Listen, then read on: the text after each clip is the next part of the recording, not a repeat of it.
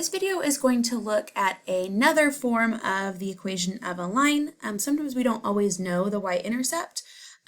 We can solve for the y-intercept. If you know, you can plug in another point. But sometimes point slope form is just a little bit nicer. So one thing I want you to realize is when we have our slope formula,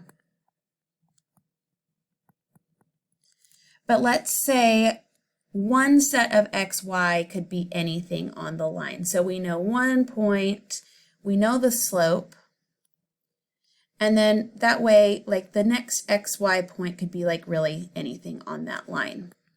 Then I can change this to be y minus y1 so that this y is just like an arbitrary point on the line, and same x minus x1.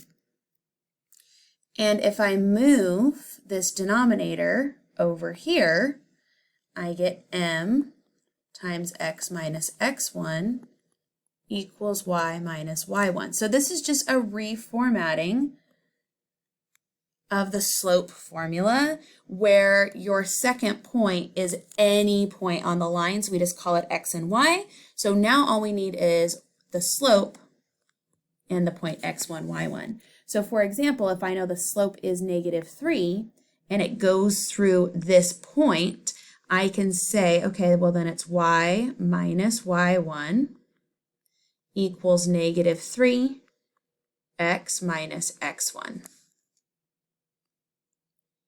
And then in this problem, it wants us to write in slope-intercept form. So I'm going to distribute -3. I'm going to add 8.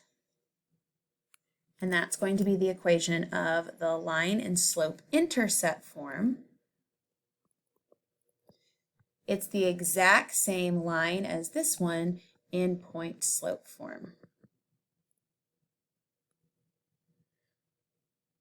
All right, what if I have passing between 2 points? Well then, I need to find the slope. So m equals -3 minus 4, y2 minus y1, over 0 minus 3. -7 over -3 gives me 7/3. I can then choose either one of these points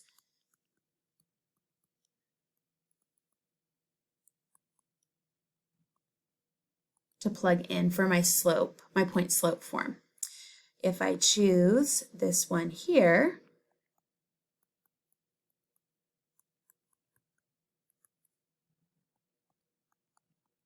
then it's actually pretty easy. Subtract the 3 over to get into point slope, to go from point slope form into slope intercept form very quickly. Now I did that kind of quick, so just to go back over, I distribute the 7/3, but 7/3 times 0 gets me nothing.